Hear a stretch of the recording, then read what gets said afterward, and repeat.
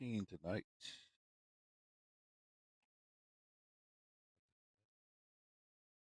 Fingerprint doesn't, since it doesn't work.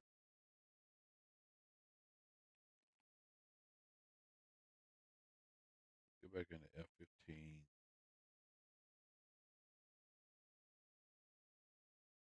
C.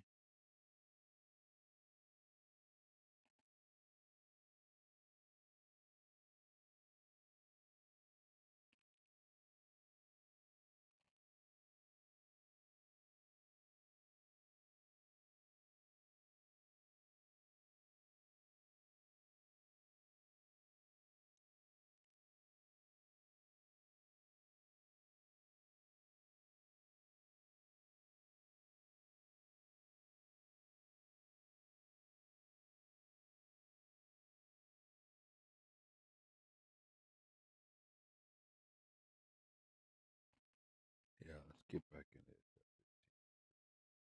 I really love doing DCS. Like, seriously.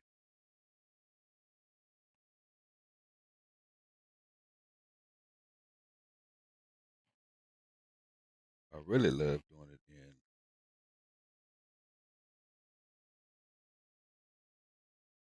VR, but I gotta limit my VR. Right, so I'm gonna do some key binding here as well as, so it says VBR mode. I wish I could print this out. Cannot.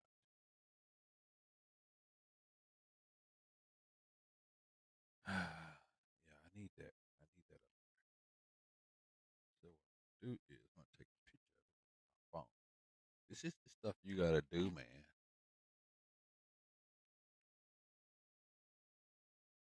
if you wanna be a true DCS player. Let's see, let me get all of that.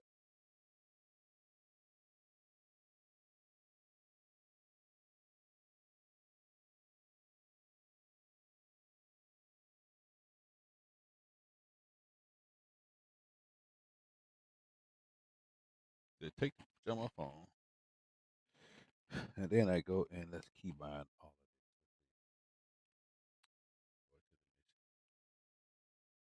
Start. Look at that badass F15. F15. So not only am I keybinding, I'm also tweaking. Uh, tweaking my controls. I'm tweaking this haptic seat and tweaking the damn. Uh,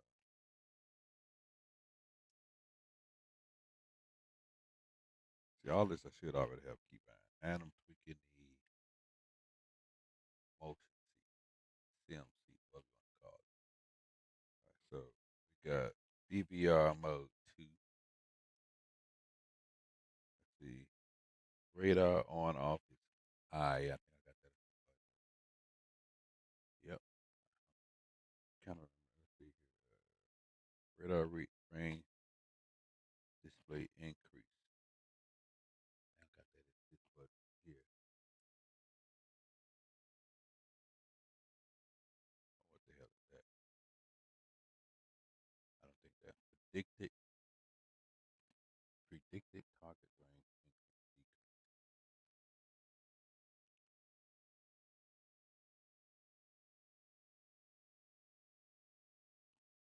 It says radar range display increase. Radar range display decrease.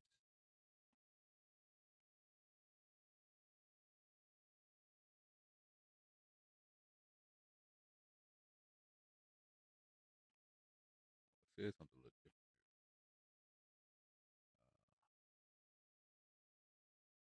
Plus minus plus radar bright control plus peak. No, that's not what I'm looking for. Display in and out. Display increase. Oh, I got a button. So I got in and out. Okay, I got all of that.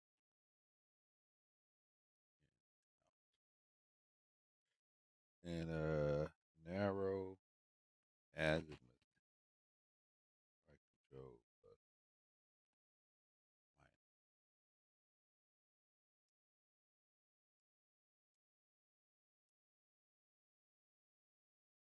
minus weapon change. Okay. I think I got all this program. Yeah. Just saying a couple of different raise radar antenna elevation.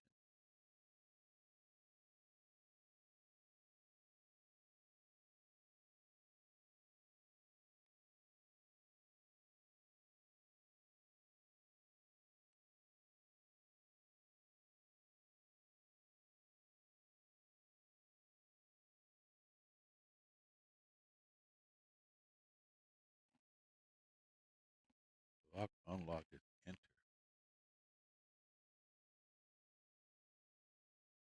I don't have that one.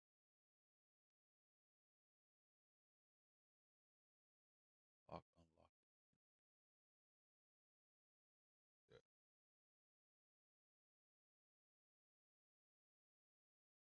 Next waypoint. Hold this thing. Previous waypoint.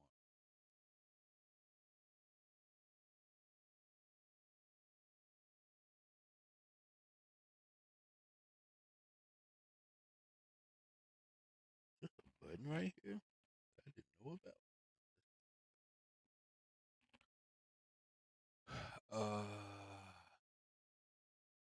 Enter. I don't have that. PRF select. Right shift plus I.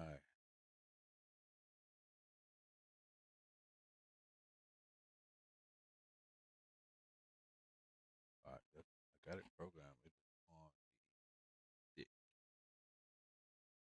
Button 11.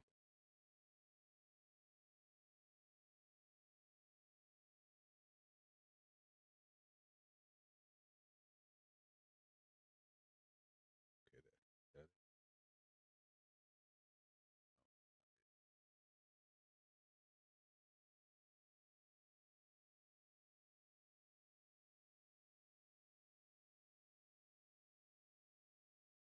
joystick button 11. I think as long as I've had power, but I do not.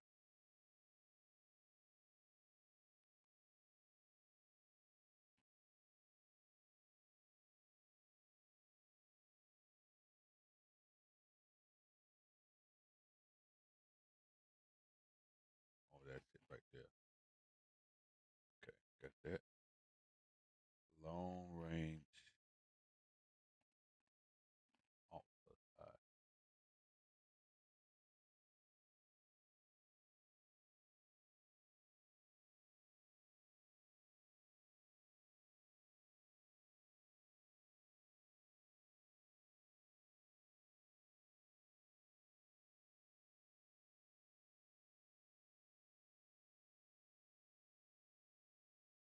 They track while scan.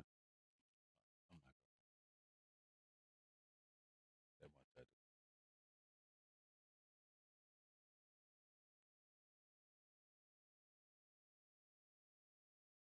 Long range alt plus I. That does. Okay, got it programmed too.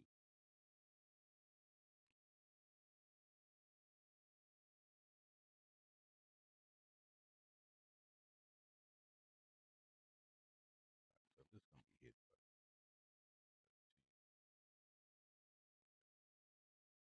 I think we got it. In this lesson, we'll discuss operation of the F-15C's APG-63V1 radar. This is a look-down, shoot-down radar, meaning, unlike older radars, it can detect and fire at targets below your altitude. Also, it's capable of simultaneously detecting, tracking, and engaging dozens of targets. We'll first discuss the modes useful for beyond visual range, or BVR, target engagements. The mission is currently paused. You're currently in Navigation Master Mode. Enter Beyond Visual Range Master Mode by pressing 2.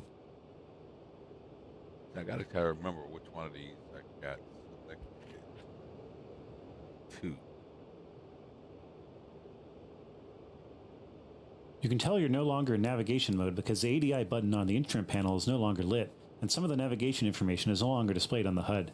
In the bottom left of your HUD, just above the G loading readout, is your current Mach number, your speed relative to the speed of sound. Next, turn on your radar by pressing I. Your VST has now come alive, displaying data from your radar. The VST shows the radar picture as a view from above your aircraft. The number in the top right is the current range setting of the display in nautical miles. The grid lines are range and azimuth references. The area shown in the VST represents a pie slice of space in front of the aircraft, but displayed stretched out to a square. The bottom line represents your position. This is illustrated in the first image of your mission briefing. Press left Alt B to bring it up. The spacing between each horizontal grid line represents 1/4 of the selected range, and the spacing between each vertical line represents 30 degrees in azimuth. That means that from left to right, the 5 vertical lines correspond to your 10, 11, 12, 1, and 2 o'clock. Press the spacebar to continue. The default radar mode in navigation or BVR mode is long-range search or LRS. In this mode, the radar antenna repeats left to right scans at different elevation angles to scan the space in front of the aircraft.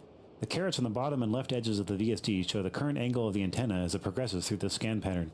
The default azimuth scan zone width is 120 degrees, but you can switch to half this width. This will give faster updates at the expense of a smaller scan zone. To switch to the narrower scan zone, press right control minus. Do this now.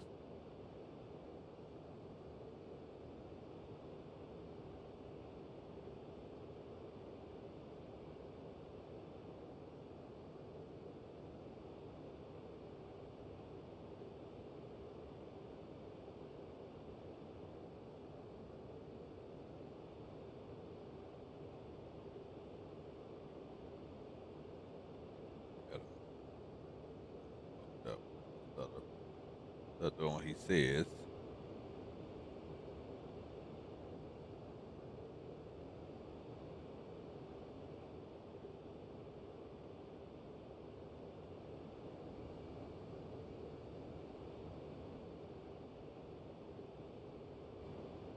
So the one he said I did. I try to do my keystrokes. All right, so guess what we're gonna do? Okay, maybe I wasn't. Let's go.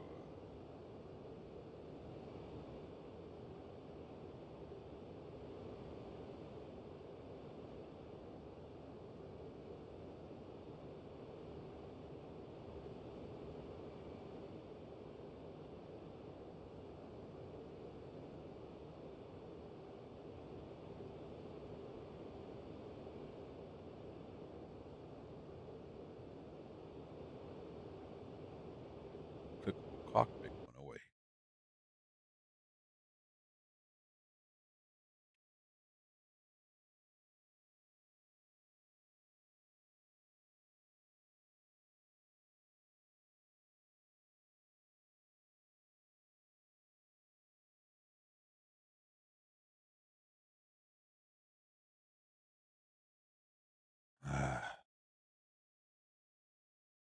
I'm trying to learn my keybinds without doing the whole clickable alt C.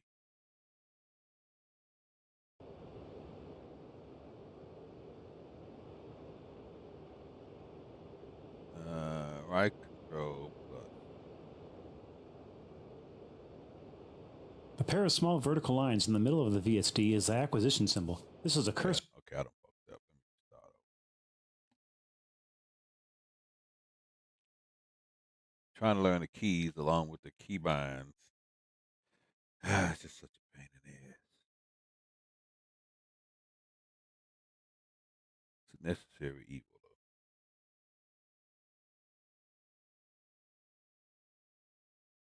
It's a necessary evil. What's up, Boar? 1970? What's up, Boar? Oh, what's Boar? I mean, if my shit is working here.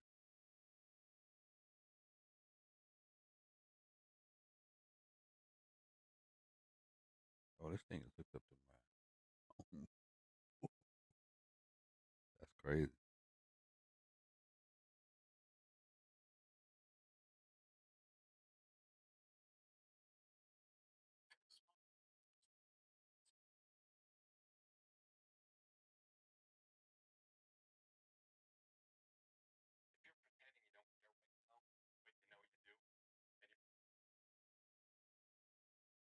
Yeah, let's see here.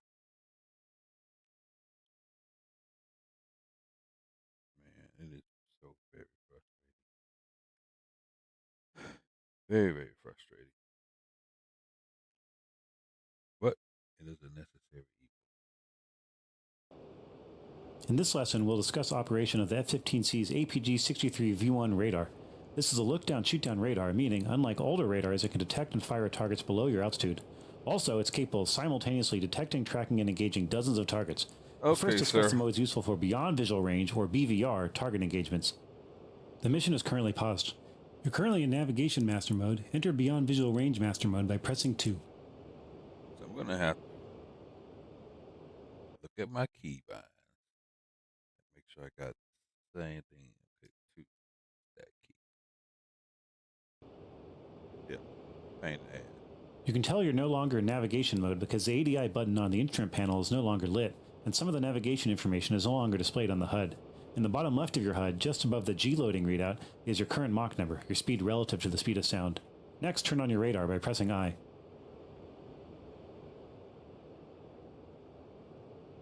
Okay, this button is I remember that one. Your VST has now come alive, displaying data from your radar. The VST shows the radar picture as a view from above your aircraft. The number in the top right is the current range setting of the display in nautical miles. The grid lines are range and azimuth references. The area shown in the VST represents a pie slice of space in front of the aircraft, but displayed stretched out to a square. The bottom line represents your position. This is illustrated in the first image of your mission briefing. Press left Alt B to bring it up.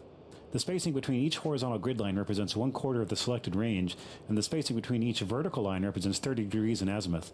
That means that from left to right, the 5 vertical lines correspond to your 10, 11, 12, 1, and 2 o'clock. Press the spacebar to continue. The default radar mode in navigation or BVR mode is long range search or LRS. In this mode, the radar antenna repeats left to right scans at different elevation angles to scan the space in front of the aircraft. The carets on the bottom and left edges of the VST show the current angle of the antenna as it progresses through the scan pattern. The default azimuth scan zone width is 120 degrees, but you can switch to half this width. This will give faster updates at the expense of a smaller scan zone. To switch to the narrower scan zone, press right control minus. Do this now. Okay, so I gotta go ahead and figure. Do I have that right control plus minus? Okay, so that's not what you mean. Right control minus.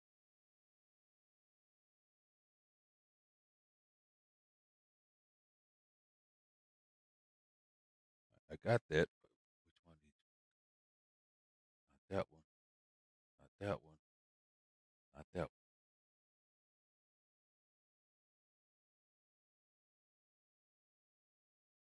Nope. Ain't it either. Nope.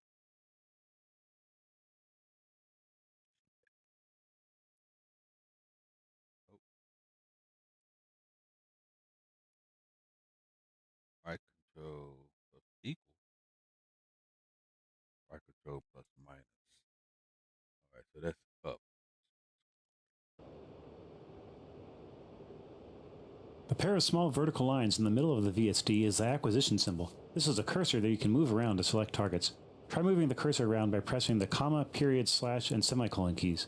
Notice that the scan zone moves with the acquisition symbol. The 2 circles on the bottom of the VST indicate the edges of the scan zone. Next, return to the wide scan zone setting by pressing right control equals. Oh shit. Let's see. I'm just gonna guess. You can increase and decrease the display range setting by pressing minus and equals respectively. Change your range to 80 miles as shown in the top right of the VSD. Then press the spacebar to continue. And not only after you get your keybinds right, now you got to go in here and tweak these damn access keys right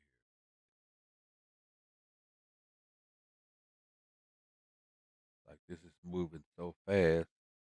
I need the access tune. Uh, I think I'm gonna have to adjust the saturation. I'm gonna go with 90. Let's go. Still go with 80.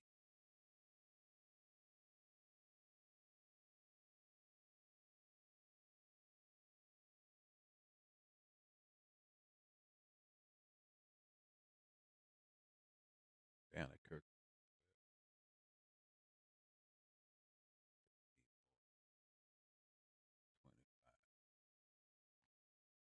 Okay, then after you've done that, you better do this.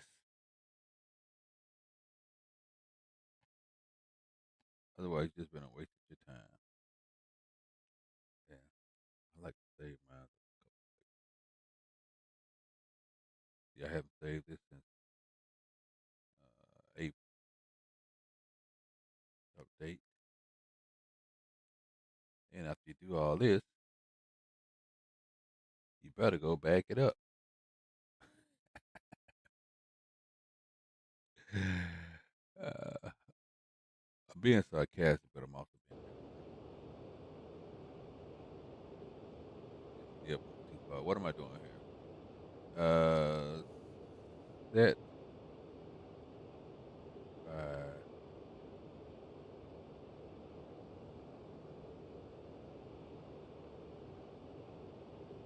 that's still moving too fast. It's too much. Not responding at all.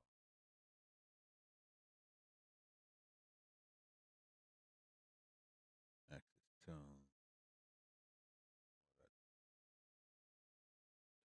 Curve out.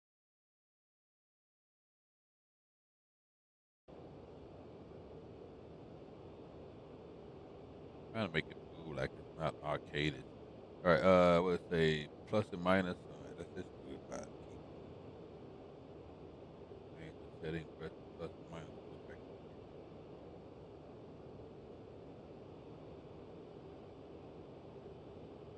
the keys. All right, what I got?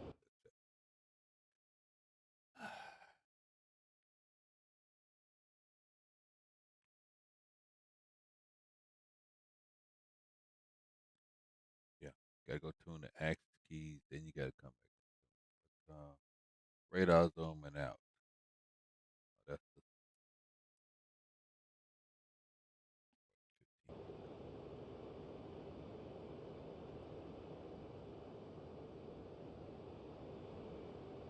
15. I've added two aircraft flying ahead of you. You should see them as a rectangle and a circle on your VSD. Circles indicate friendly contacts, and other contacts will be displayed as rectangles. Press the spacebar to continue. In the bottom left of the VSD, you will see the words high or med.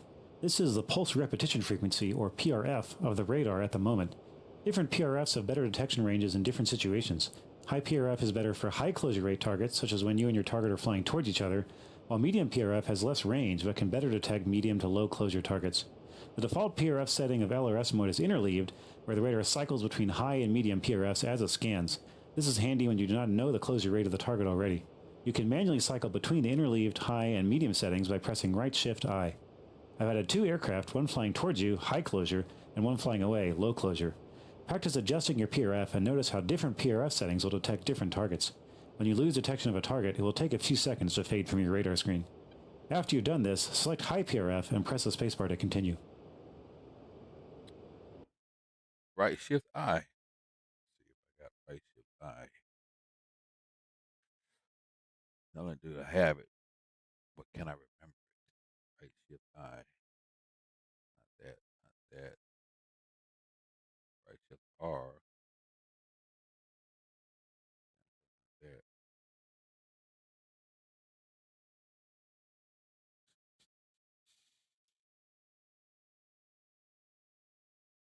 And range decrease. Zone scan. I don't think that's the one I got. Right shift. Right alt. Right shift R.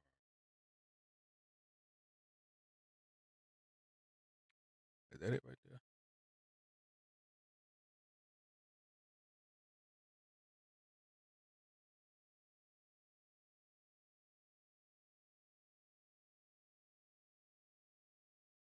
I think that's it.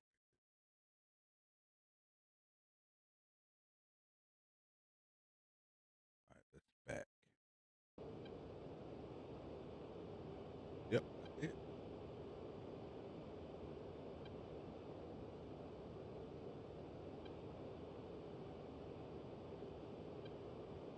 That's track while scan. That's not it. Damn it, Jim.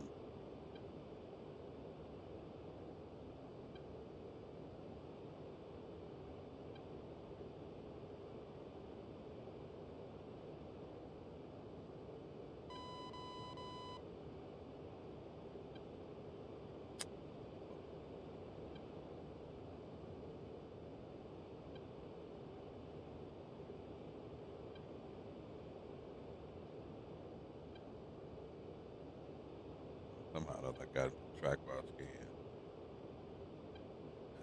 I don't know how I got into that.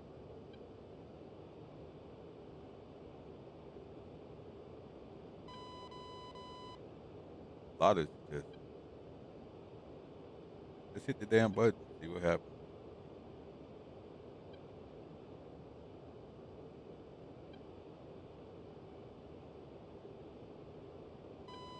At all.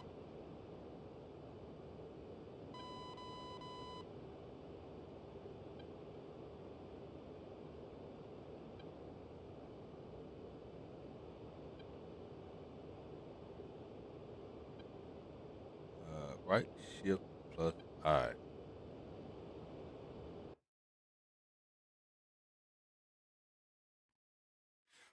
What normally happens in this situation, I just get tired of doing this shit. Just go fly something. Right shift I, that's what that is. Is that an L? Right shift plus I. Shift I. Shift I, that's what that is. Radar pulse. Radar pulse frequency select.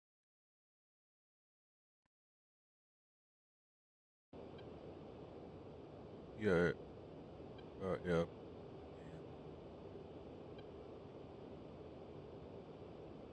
normal scan modes and delete whether like high and medium URL. Close the rate. You can manually cycle between and delete high and medium settings by pressing right shift I, which is this key. Okay, it's on high. Okay, okay.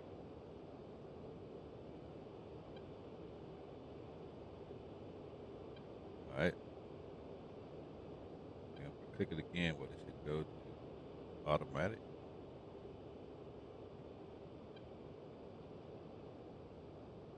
Practice PRF and no cap.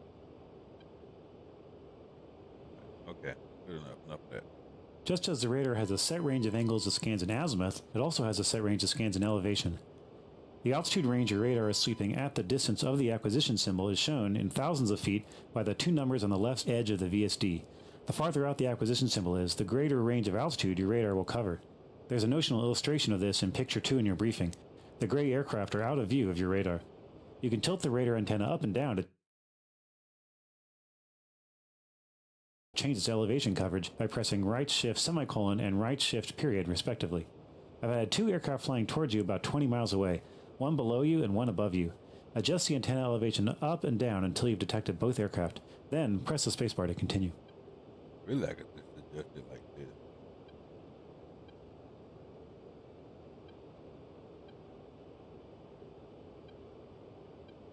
What was it again? Right shift.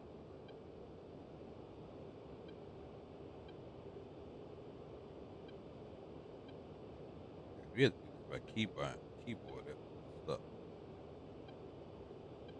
You said 20 miles.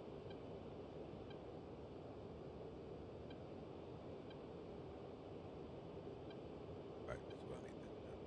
That's what I'm looking for. 20 to shit. 9, 4, and 6.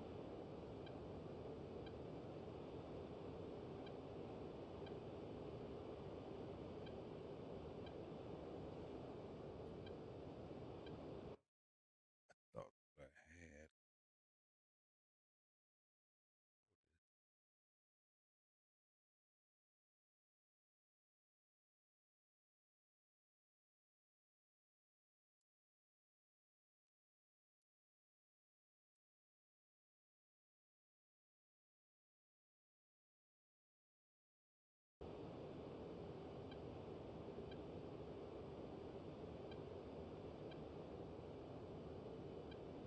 Put the red antenna up and down.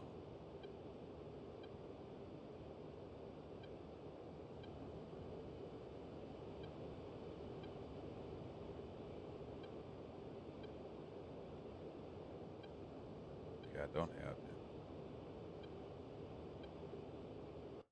Damn. Probably out of control. Oh, wait a minute. You have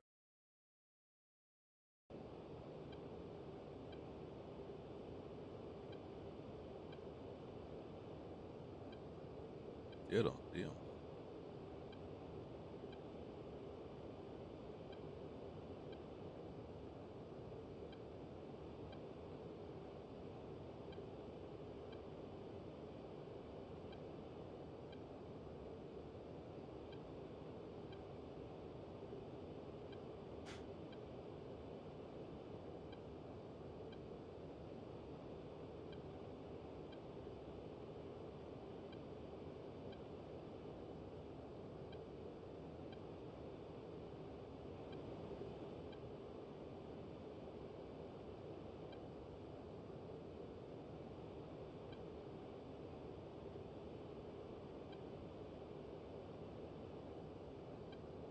Hmm.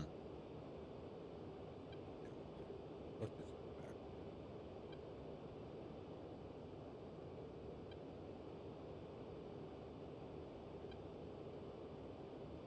Uzi 1, passing waypoint 45,000.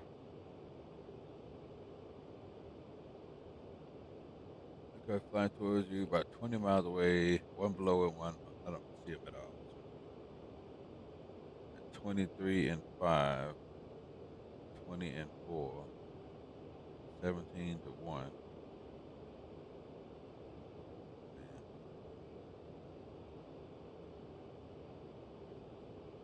I get the concept of it. That covers LRS mode. The next mode we'll talk about is single target track, or STT. This is a mode where you've locked a single target. To enter this mode, we'll first have to select a target and lock it. I've added an aircraft flying towards you at 20,000 feet altitude from about 25 miles away. Located on your VSD, move the acquisition symbol over it with the comma, period, slash, and semicolon keys, and then press enter to lock the target and enter STT mode. Press the spacebar once you've done this.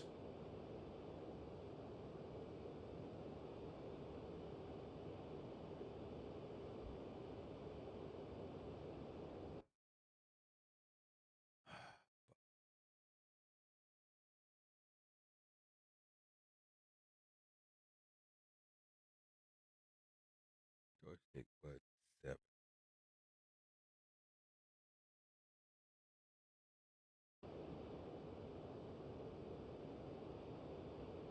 In single target track mode, the radar is no longer scanning around but is fixed on the target. This means you will no longer see other contacts on your VSD. Also, because your radar beam is fixed on your target, their RWR will know that you are locked on them. In STT mode, you're able to determine much more information about your target. To start with, the icon for the contact now indicates its heading. At the top left of the VSD, you are now presented with, first, the target's true airspeed, second, target aspect angle, what side of the target is facing you, H means head, L is left, R is right, and T is tail, and third, the target's heading in degrees. The number on the left side of the VSD is the target's elevation. For example, 19-9 means 19,900 feet. The two numbers on the bottom right of the VSD are the bearing of the target in tens of degrees and the range to the target in nautical miles. The text on the bottom to the right of your ground speed is the type of aircraft you're targeting, in this case a C-130. If the target is too far away to tell, this will read UKN for unknown. The number on the right side of the VSD is the closure rate of your target in knots. Press the spacebar to continue. In STT, your HUD will also provide information about the locked target. The box that appeared is referred to as the target designation box, and it graphically illustrates the location of your target. This box will have an X inside it, as it does now when the locked target is friendly, to remind you not to shoot them. It will appear only if the target is located within the field of view of the HUD. In the bottom right of the HUD, the number after R is the range to the target in miles, and the single letter on the bottom row is the target aspect, currently H for head. Next, unlock the target and return to LRS mode by pressing enter again. You're now detecting an aircraft that is using its ECM by detecting its jammer signals. This is shown in your VSD as a column of hollow rectangles. When an aircraft is using its ECM, you will be able to determine its azimuth but not its distance or any other information until you're close enough that your radar can overpower the ECM, around 15 to 23 miles. You can still lock onto a jamming aircraft though. This is called Home on Jam or HOJ mode. Move the acquisition symbol over one of the hollow rectangles and enter HOJ mode by pressing enter to lock. You are now in HOJ mode as indicated in the HUD. In the VSD, a vertical line through the column of rectangles indicates you're locked onto the jammer source. Because you're passively locking onto the jamming signals from the target, your target will get no lock notification from their RWR. In HOJ mode, you can still launch missiles at your locked target, but the missiles will be less effective since they will have less information to make their targeting calculations. Once you get close enough that you can achieve a normal radar lock, you will automatically transition from HOJ to STT mode. Unlock the target and return to LRS mode by pressing enter. If it isn't already, set your radar display range to 40 miles, minus and equals to adjust range, and switch to the interleaf PRS, right-shift-I to cycle PRF. Next, we'll talk about track while scan or TWS mode. You can switch between LRS and TWS by pressing right-alt-I. Do this now.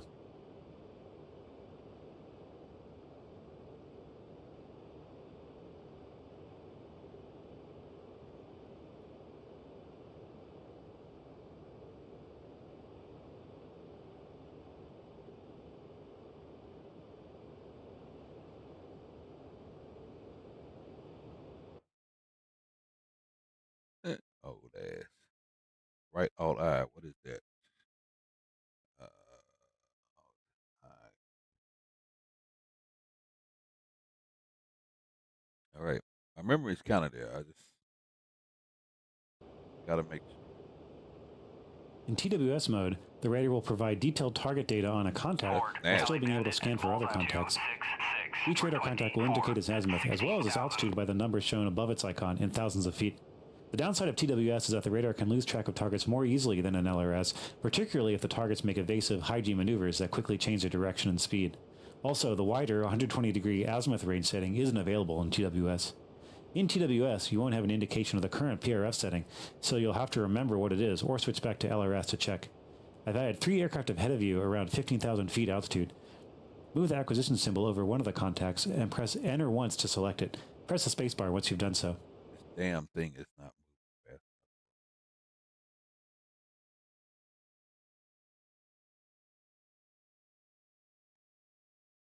I need 0 dead zone.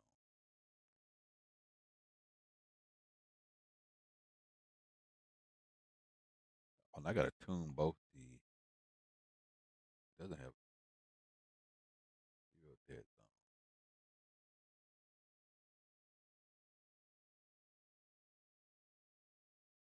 Got to tune both back.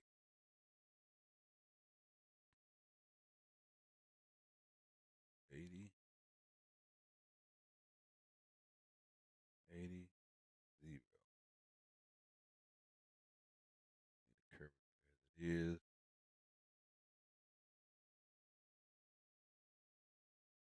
Save your freaking profile. If you new to DCS and you watching this, what you got to do. All right, lock up one. And the press enter one, select it, space bar.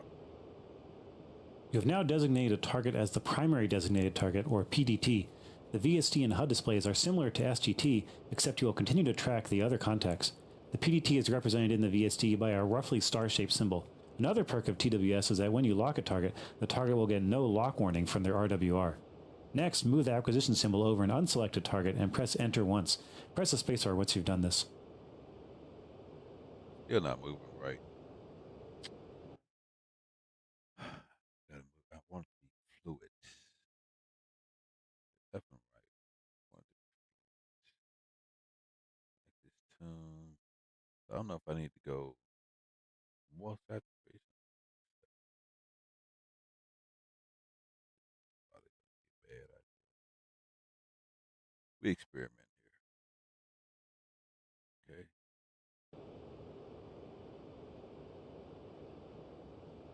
I think that's what I want. Yeah, we can support that.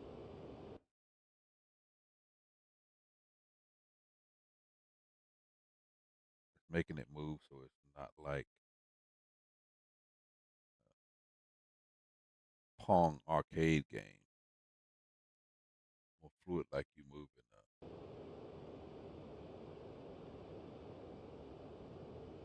probably take some more out. What the hell am I doing? Next move, I go over and unselect the target and press enter. Okay. The symbol for the newly designated target has changed to a hollow rectangle. This is referred to as a secondary designated target, or SGT. You can select multiple SGTs. The number 1 to the right of the SGT icon indicates that this is the first SGT.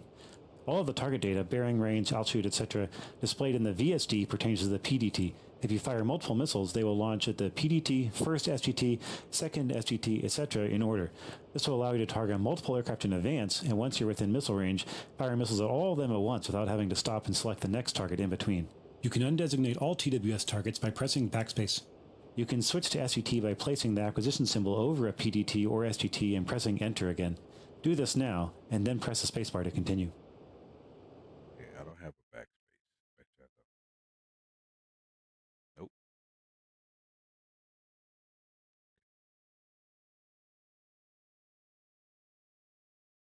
Backspace. Button 9. What's this button? Unlock target.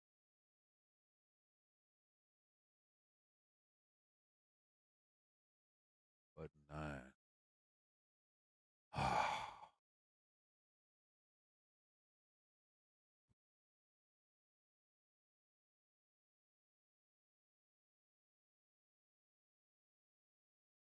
Sometimes this thing will pick a button.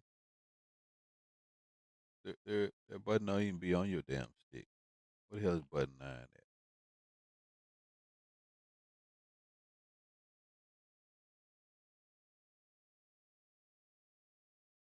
Joystick button 9. Oh, it's that one.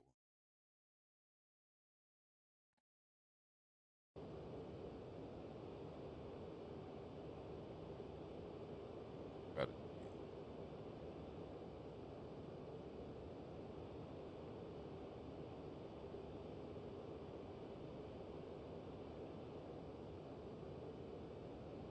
Oh, damn. Forward, passing waypoint 1 at 16,000.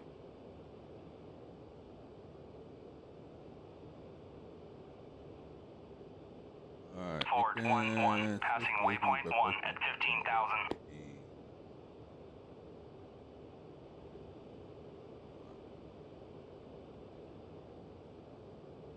Good thing is you don't have to be dead on it. You got to be close to it. Return to navigation mode now by pressing 1. 1.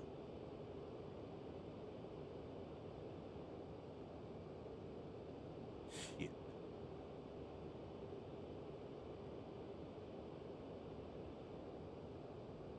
This completes the lesson on LRS, SGT, HOJ, and TWS radar modes. Press escape to end the lesson now.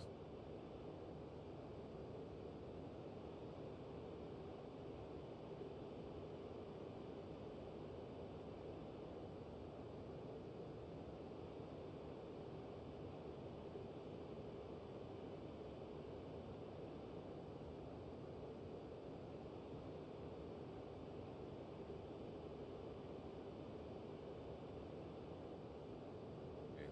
Why am I ignorant?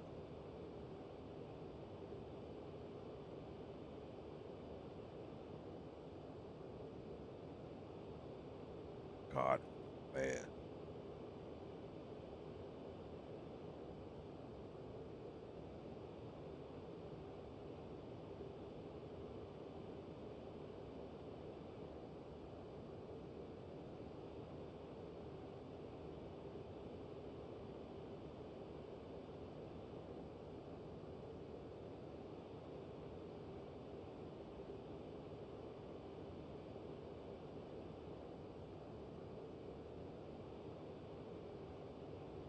So keep going to FTT.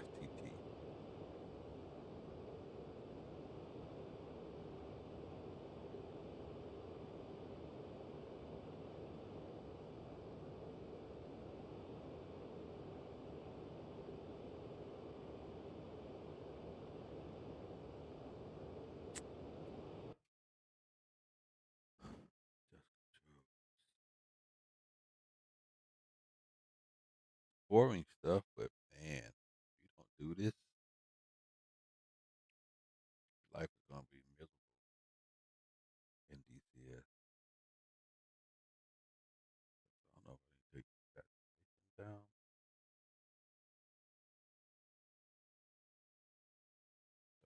Dead zone. What the hell happened there?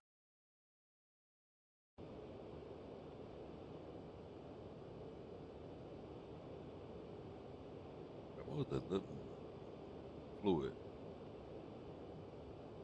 Okay, I need to test other axis. Y axis.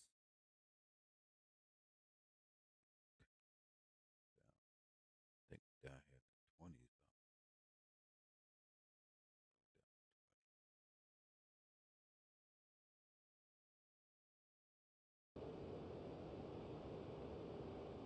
Now it moves more like a radar. Need more. I like that better. Moves more like a radar instead of more like a damn arcade game. 28, let's go 20. 20 is a good number.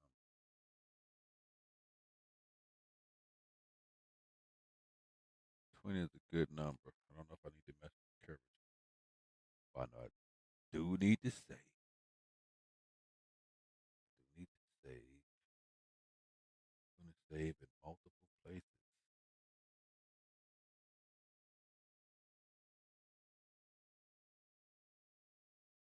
Then we're going to go back this shit up.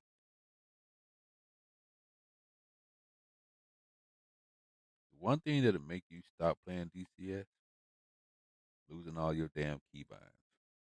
You lose all your damn keybinds, and you're going to pretty much be like, bleep DCS.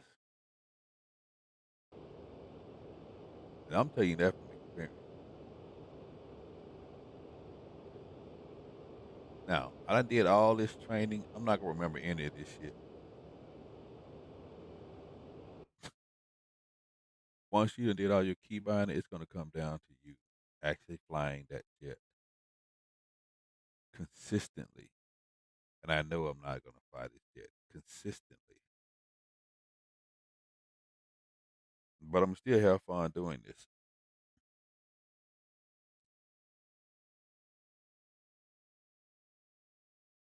All right, let's go BVR missiles.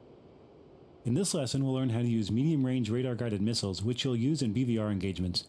We'll first discuss the older AIM-7 Sparrow, and then the modern AIM-120 AMRAAM. The Sparrow is an older missile using semi-active radar homing, meaning that the missile relies on the launch aircraft's radar to guide it to the target. The launch aircraft must keep illuminating the target with its radar until the missile hits. The newest AIM-7M version has a range of up to 35 miles at high altitude. As with all air-to-air missiles, range strongly depends on target aspect, launch altitude, and launch speed. You will see much greater ranges at 30,000 feet on a closing target than 5,000 feet on a receding target. I currently have the lesson paused. First, enable Beyond Visual Range Master Mode by pressing 2. Okay. You know, you lose the, what's it called whenever you go off screen. Next, turn on your radar by pressing I. Look down at your MPCD at the lower left of the instrument panel. The line drawing represents a top-down view of your wings, and the text inside this drawing describes the various missiles you're carrying. The F-15C has 8 weapon stations, 4 under the fuselage and 2 on each wing pylon. For each loaded weapon, the status and type is displayed. The currently chosen missile will be boxed, and its status will read Ready.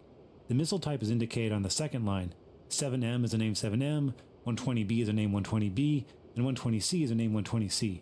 The letter suffix, like B or C, indicates the specific version of the missile. You can change the currently selected missile by pressing D. Press D now until a name 7 is selected. I'm not pressing it. Okay, I already know what that is. But right here. In the bottom left of your HUD, M2M indicates your currently selected missile and the number remaining. The first letter will be M for the AIM-7 Sparrow, A for the AIM-120 AMRAAM, and S for the AIM-9 Sidewinder. The last letter is the version of the missile, in our case the AIM-7M, and the number is the quantity remaining, 2 in this case. Press the spacebar to continue. I've added a target about 40 miles ahead of you at 15,000 feet. Lock the target in STT mode by moving the target acquisition symbol, the 2 vertical bars, on the VSD over the contact with the comma, period, slash, and semicolon keys, and then locking it by pressing Enter. Use the minus and equals keys to adjust the range displayed as needed. Press the spacebar once you have the target locked in STT. With the target locked up, some new information is now available on the HUD. In the middle of the HUD is a solid circle called the Allowable Steering Error, or ASE circle. Fly to keep the small steering dot inside the circle, and as close to the center as possible, to give the missile the best chance of reaching the target. A line off the edge of this circle indicates the target's aspect. If this line is on the bottom of the circle, you're facing the target head-on. If it's to the left, you're facing the target's left side, and so forth. Also on the HUD is a box that indicates the line of sight to the locked target. The box will have an X in it if the target is friendly. When you have a valid firing solution, that is, you're within maximum missile range and the steering dot is inside the ASC circle, a triangle will appear under this box, and rectangular lights on your canopy frame, referred to as shoot lock lights, will illuminate. Press the spacebar to continue. The scale on the right side of the HUD, next to the altitude scale, is the target range scale. There are 3 thicker bars sticking off the right of this scale. The top one indicates the missile's max range against a non-maneuvering target. The middle one is a range called RTR for range, turn, and run. At this range, your missile can hit a target even if it turns and runs. The bottom line represents the missile's minimum range. The closure rate to the target in knots is indicated on the left side of this scale. If you see a large X across the HUD, your range to the target is less than the missile's minimum range. The 3 lines of text in the bottom right of the HUD are the range to the target, the time it will take your missile to reach the target, and the target's aspect, for example, H for head-on. Press the spacebar to continue. I learned more in that few seconds there than I've learned the whole time I've been flying DCS. Take a look at your VST. You'll see that much Yeah. of the information on the HUD is duplicated here and includes the ASC circle and the steering dot, and the range scale along the right edge. The boxed region of the range scale is between the missile's minimum range and RTR. When the target's range is about halfway between max missile range and RTR, hold the weapon release button on your stick or right alt space on the keyboard until a missile launches. At longer range, the missile will climb after launching to extend its range by operating in thinner air. As the target gets closer, you can zoom in by pressing equals if desired.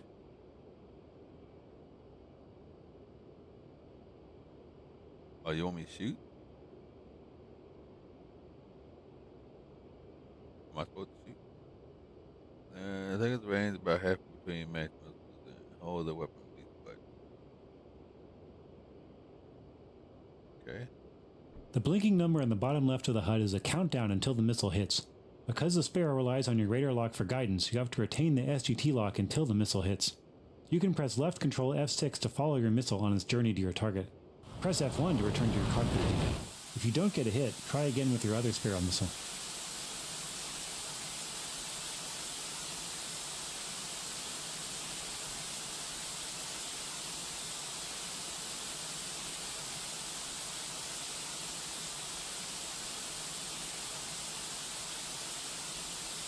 Down. Must have taken a long time. 600, 590, 570. Nice hit. Next, we'll cover the AMRAAM, Advanced Medium Range Air-to-Air Missile. This missile replaced the Sparrow and, compared to the Sparrow, has improved range, guidance, and weight, and an internal radar seeker. This radar seeker allows the AMRAAM to guide on a target without support from the launch aircraft, allowing the launch aircraft to maneuver without loss of missile guidance. As you can see from your MPCD, we are currently carrying 2 versions of the AMRAAM, the AIM-120B and the AIM-120C. The AIM-120C has improved target detection and greater range. When the AIM-120C is selected, one of the 120C missiles will be boxed in the MPCD, and the indicator in the bottom left of the HUD will read AXC, where X is the current number of AIM-120Cs carried. Change weapons by pressing D until the AIM-120C is selected. The HUD symbology is very similar with the AMRAAM as with the Sparrow. The most obvious difference is that the ASC circle is dashed instead of solid. With the AMRAAM, we can use LRS and SGT radar modes as with the Sparrow, or we can lock and engage multiple targets simultaneously in TWS mode. Let's try that. Switch to TWS by pressing right alt I. Oh, Jay, come on, right out I. You know what that is. Gotta remember it. Which one is it? Yeah, fuck it. I don't want to mess it up. I want to screw it up and have to do it all over again. Right alt I is. That ain't it. Forward. Okay. Pinky switch forward. I've added a few targets about 40 miles out. Choose one as the primary target by moving the acquisition symbol over it in the VSD and pressing enter, and then choose another as a secondary target by doing the same over it. Press the spacebar once you have 2 targets selected. The HUD shows targeting information for the current target, which is now your PDT. As with the Sparrow, a box indicates the current target's location. A star will appear under the box when valid launch parameters are met. The target is within the maximum missile range and the steering dot is in the ASC circle. When you first launch an AMRAAM, it will use your radar to guide it to the target until it is within range of its own radar. If you lose radar lock, the missile will estimate the target's position and guide to this point until it goes active, that is, switches to its own radar. The number in the bottom right of the HUD after M is the time until a launched missile will go active on the current target. When the range of the target decreases to within the range of the AMRAAM's radar, approximately 10 miles, this timer will decrease to 0 and then switch to displaying timed impact. When your current target is about halfway between max range and RTR, fire a missile by holding the weapon release button, right alt space, until it launches. This freaking F-15 is just flat out nasty.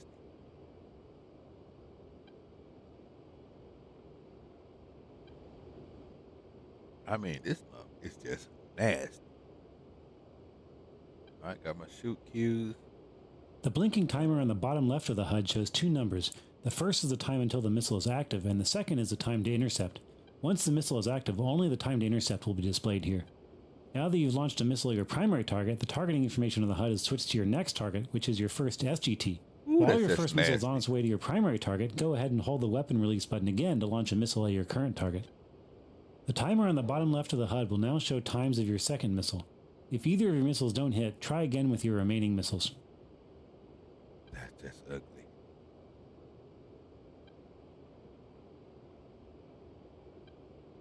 Yeah, F-15 is nasty, man.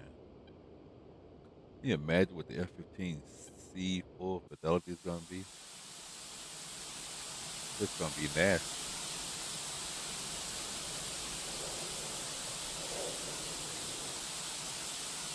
If I'm flying the F-15C, I don't think I want to get in dogfight range. I want to shoot everything from beyond visual range.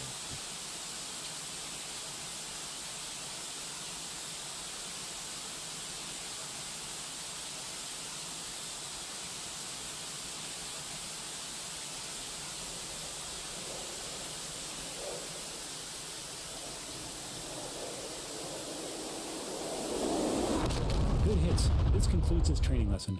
I've unpaused the lesson and activated 2 additional targets if you'd like to continue practicing, or you can press escape to end the lesson now.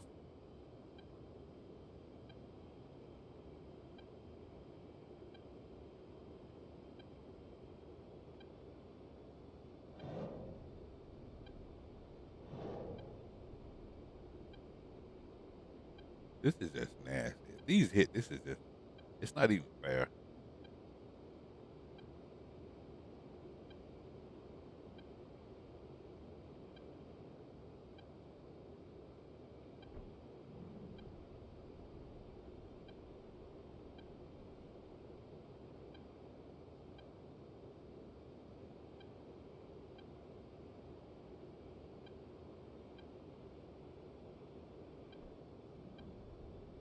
Oh, that's just crazy.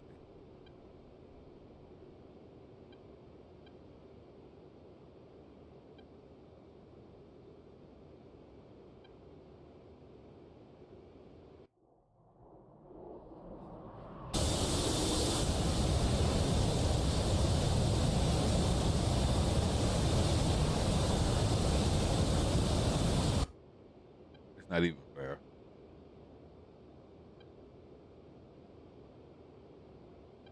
STT mode.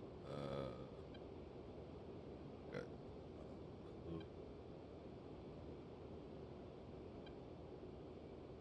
7M. Unknown. 55 seconds. Headed straight for me.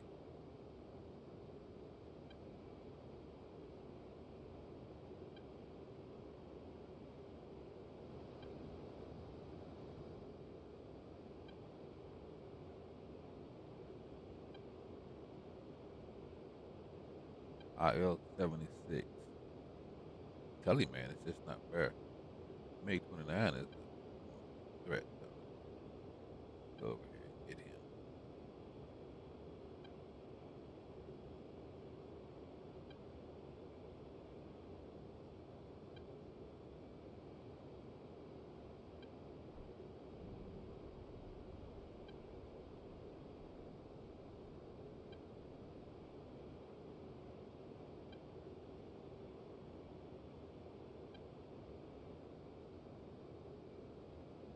He dropped chaff and flare. He fooled that missile. Hey, you didn't tell me how to do guns, sir.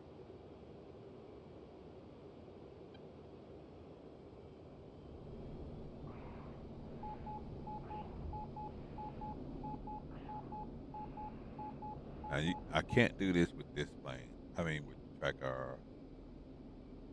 Because every time I get ready to look over my head, I'm going to lose this.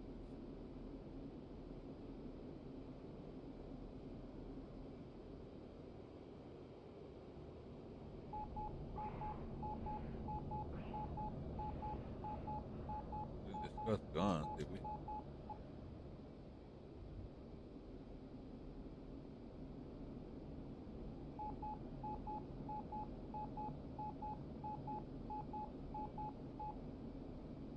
I'm glad he's not armed.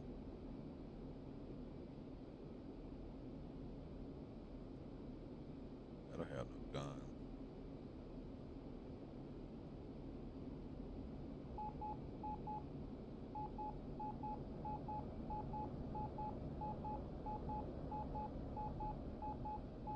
Oh, yeah, I'm losing. I'm losing this battle. I don't think this is a close-in dogfight, is it? I don't think so. Don't know. Full burner.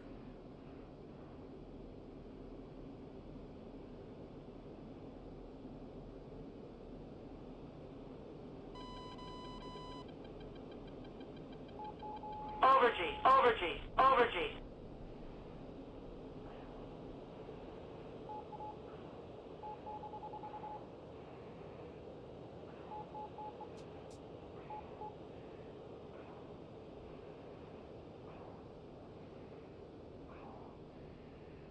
Yeah, see, I lose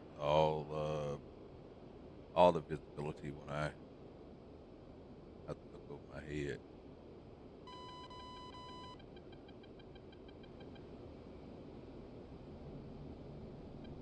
Yeah, see, I can't see him right here.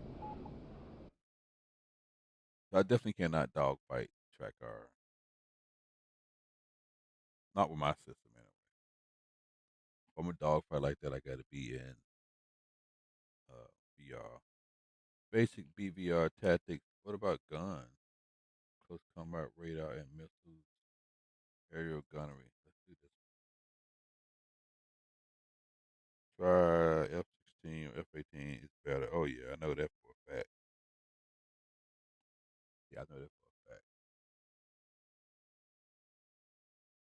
F-16 is really where I would go. But this thing is still unfair. The BVR range is just unfair. And this basic controls beyond visual range mode. Get that pick the wrong one. Canon C. Okay, that's what I don't have. In this lesson, I don't have C. Got navigation, close. Yeah, I don't have C selected.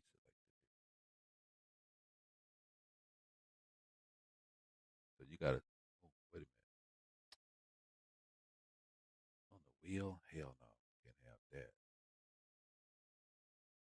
Unlock track while scan.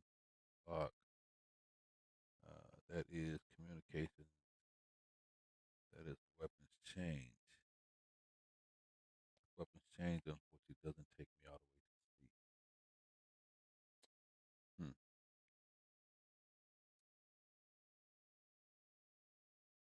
Air brake on. Off. Damn, I'm out of buttons. Where can I go? Guns. Button can I use for guns? That's countermeasures.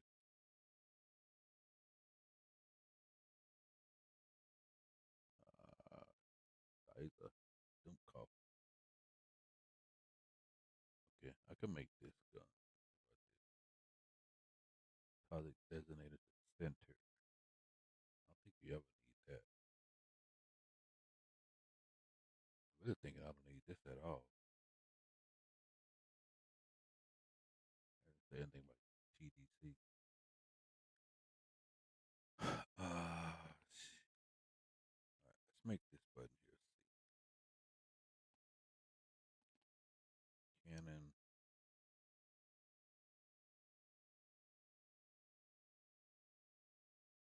and save. If you make a change, save your profile, man. Otherwise, you be thinking there's something wrong with DCS. You be like, I know I keep buying that, but I know I did. You keep buying it. You didn't save the profile after you did all that key buying. And I'm telling y'all from experience, that what has happened to me. I've been calling DCS, you piece of shit, bleep, bleep.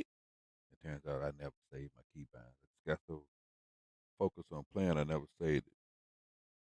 Bro, show me how to kill enemy. I can't see what that says. Carriers? Shit. Tomahawk. Learn how to use the F-15's Tomahawks and internal M61 B-52s. 20mm cannon and the radar's auto gun scan mode. The cannon is useful when you're too close for missiles or when you've run out of missiles. It's mounted in the right shoulder area of the central fuselage, can fire 6,000 rounds per minute, and has a capacity for 940 rounds. That means if you hold the trigger, you will fire all 940 rounds in under 10 seconds. I currently have the lesson paused. To select the cannon, press C now. What, am I not? Okay, I lost the damn. Clickable cockpit. Okay, not working. Press C now. That's controls. Oh, what the fuck did I just? I didn't program it. Cannon. Oh shit, I screwed up. I hit the wrong button. Save profile. Yes, save profile. Yes. This is probably overkill the way I'm saving it, but I've been burnt so many times, man. In the bottom left of the HUD, above your current Mach number, is the number of remaining rounds, 940 at the moment. This is also displayed in the top left of your MPCD. In the middle of your HUD, you now have a circle with tick marks around it. This is the gun reticle, which indicates where your rounds will hit. The dashed circle inside the reticle is present when you don't have a radar lock. In this situation, the reticle is fixed to represent a target at a range of 2250 feet. To use this mode, fly to place a target within the center of the reticle and fire the gun by pulling the trigger on your stick or pressing the spacebar. You'll be able to aim much more accurately with the radar lock, though. Next, turn your radar on by pressing I. When the radar is on and the cannon is selected, your radar will be in auto gun scan mode. In this mode, it will scan a zone 60 degrees wide from your 11 o'clock to your 1 o'clock and 20 degrees tall and automatically lock onto the first target within 10 miles to enter this zone. This is illustrated in the first image in your briefing. You can press left Alt B to bring that up. Next, I'll activate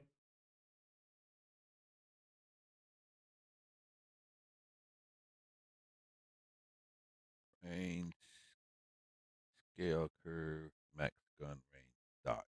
a couple targets which will begin flying down the valley ahead of you. When you're ready, press the spacebar to unpause the lesson.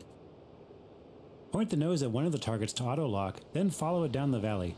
When you have a lock, a thick curve representing the current range of the target appears along the inside of the reticle. Each tick on the reticle corresponds to 1,000 feet. The tiny dot outside the reticle, near its 3 o'clock, indicates the max range of the gun. A diagram of this is in the second image of your briefing. A range scale is now shown on the right side of the HUD.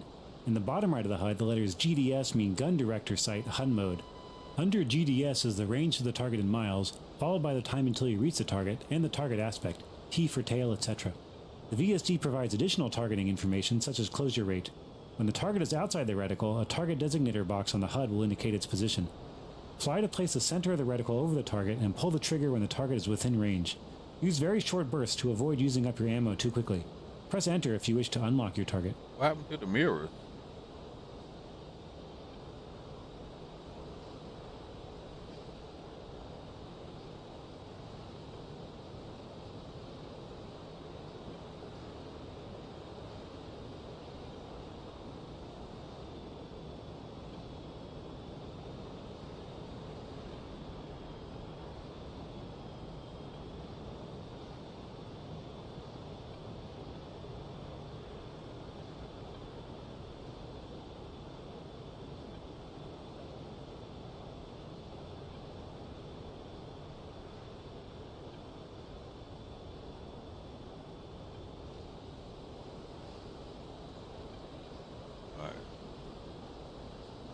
negative closure rate.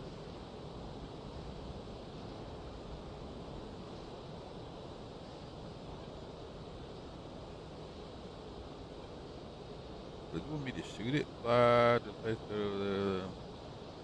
press enter to unlock.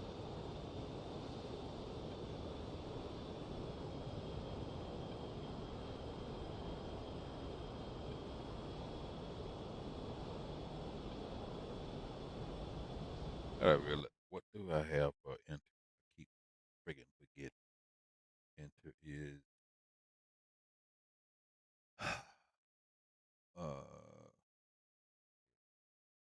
button 7.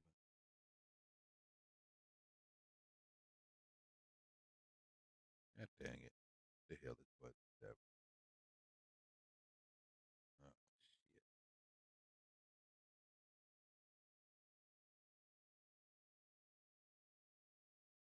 Ah, button 7 on the throttle.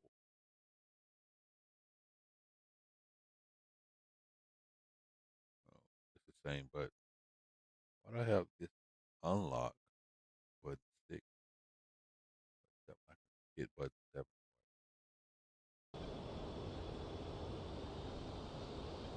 Okay.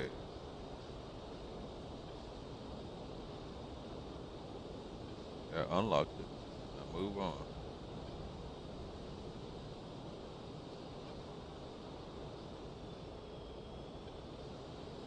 That's supposed to shoot it down.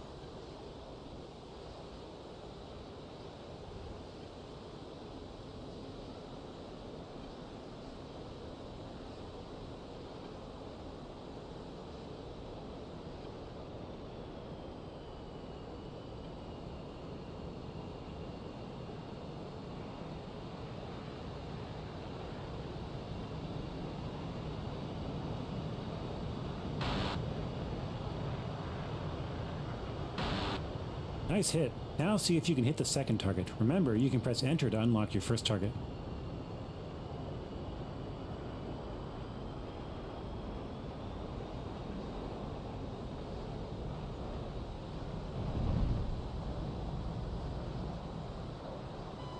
Sounds a while, man. I know I let that other guy get behind me, but I don't think they got weapons.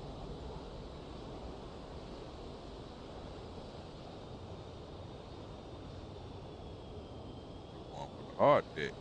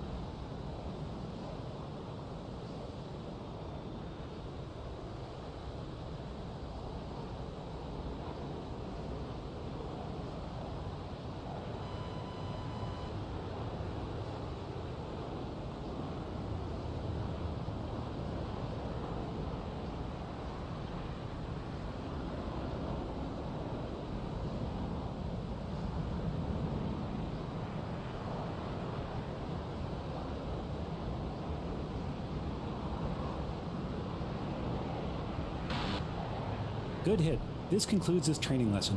There are 3 additional targets at waypoint 2 if you'd like to practice further, or press escape to end the lesson now.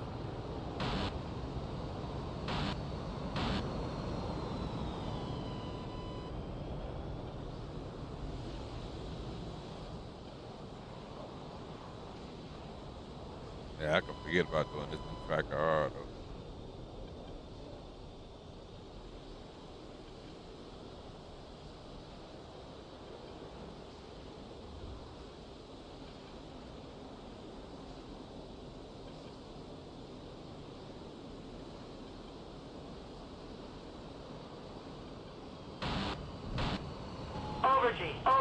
Overgy.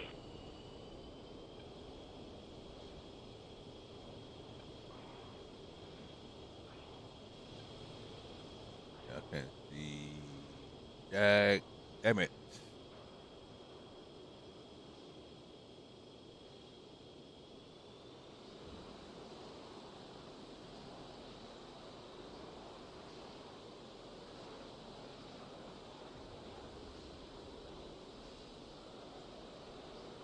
Okay. I don't know what to do here with this radar.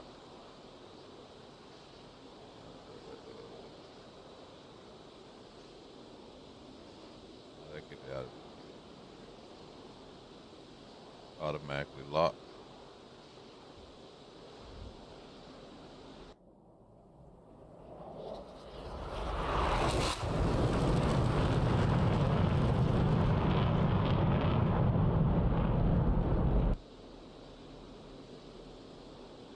All right, let me tune this seat a little bit.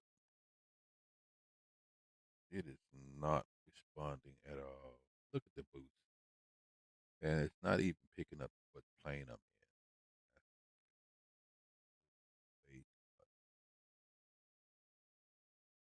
if I just take it all the way out. Reaction speed. Less. All of these numbers. Up, up, up, up. Can I save this? Let me save. Oh, there it is. F15C. Save. Okay. Pitch and roll. Oh yeah. Now I don't think I need to see all that.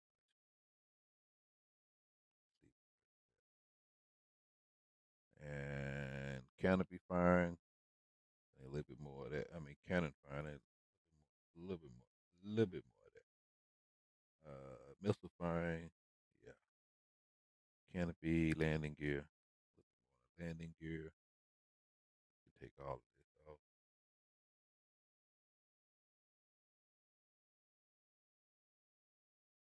Too much smoothing.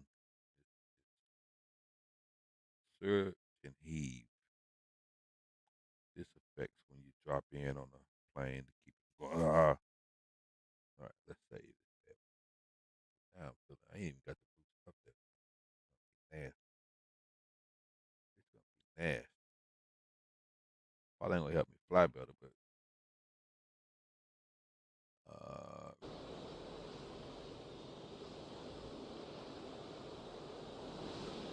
I might end up losing my phone too. I'll have it in missiles on this.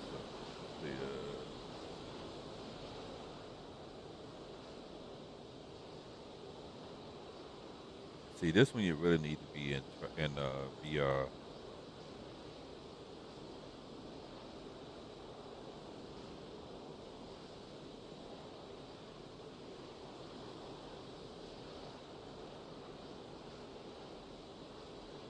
Yeah, that's.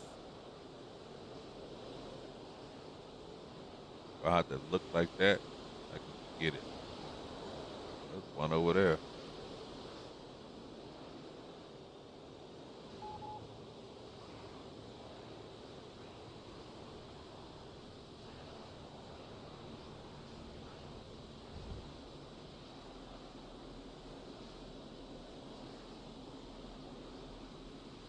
Hope I got unlimited fuel.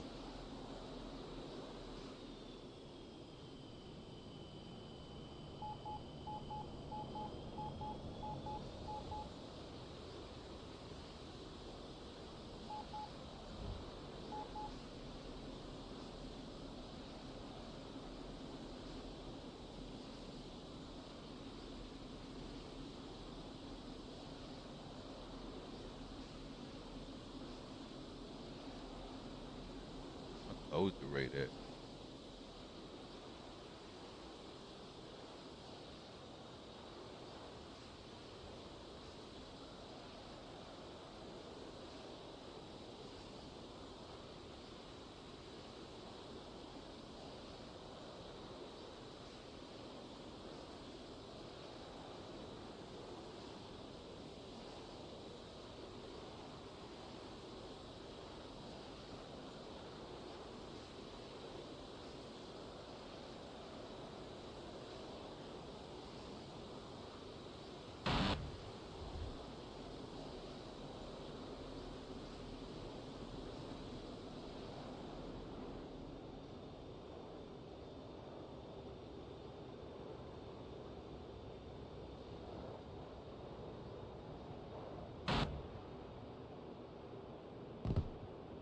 Oh, that was nasty.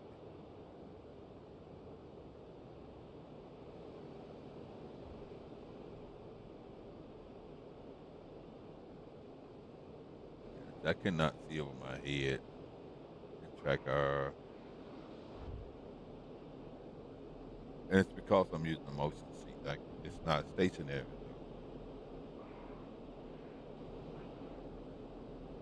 So this is the kind of stuff I have to do in VR.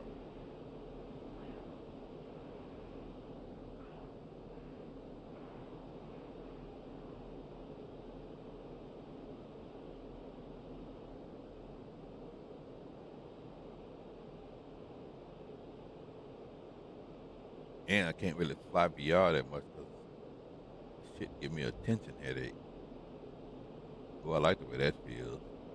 I actually get the pushback from the thrust, and I get a little forward from when I decrease. That's pretty cool.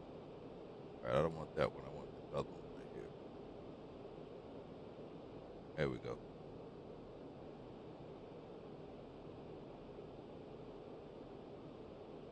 right, let me see if I can run this hood. Nothing different. What am I doing here? FTT.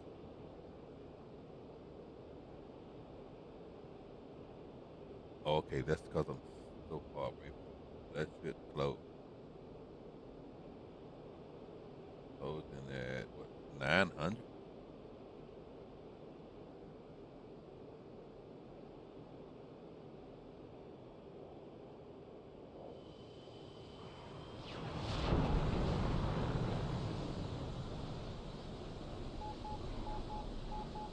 See, on this, you're gonna lose sight, lose the fight, because I can't see his ass. I don't know where he went.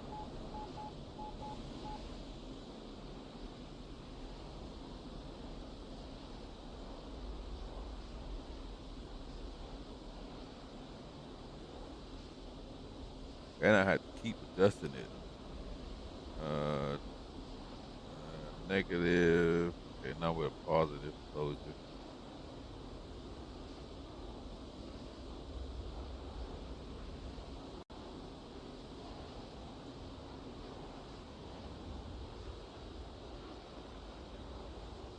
Try to get in his wake. See how bad it affects him.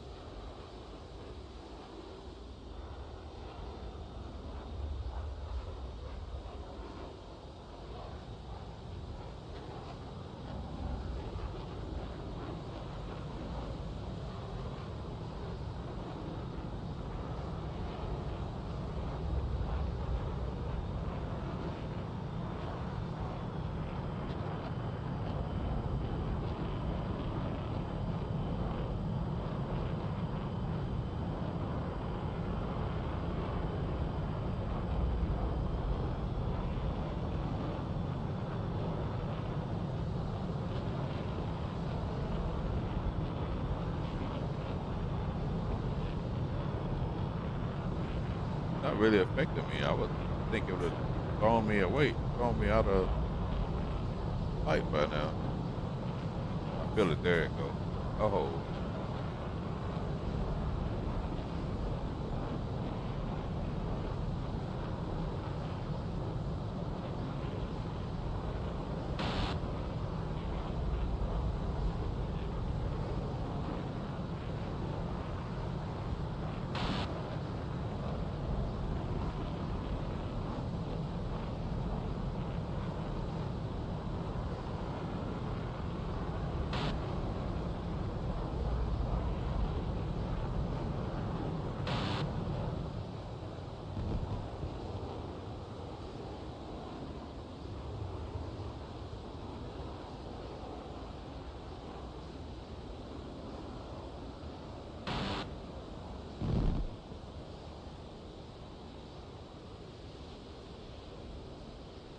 that work wake turbulence is great.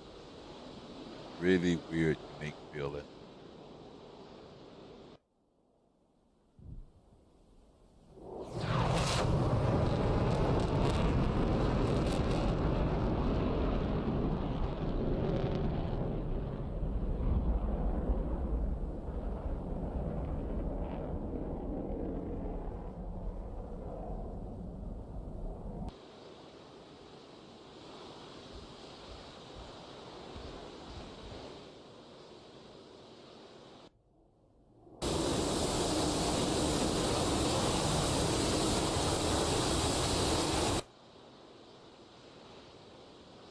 Bingo fuel. All right, I don't have limit. Bingo fuel. I really like this F-15.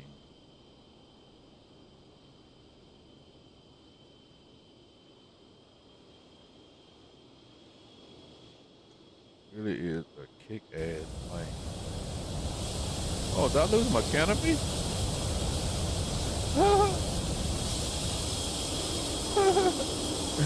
You know what else I don't have? I don't have an ejection button. How the fuck I lose the canopy? Oh, when I hit that, when I tried to do the freaking cannon and I hit canopy over close. Yeah. Do we have an eject button? Which one is that? This? That one. Make sure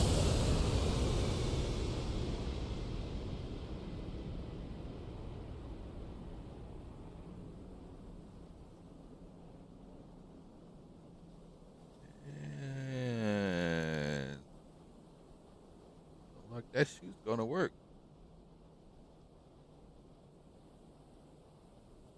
If I pass out before he what the fuck? Hey man.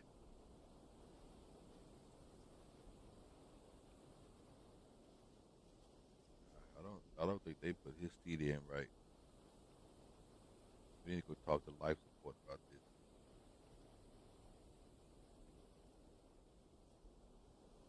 Yeah, his seat clearly did not come out right. Should have talked. Okay, he's safe. That was a nice ride. Oh shit.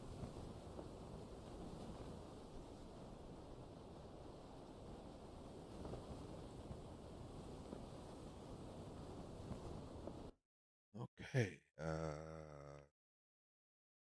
Let's see. Eject, Halo eject.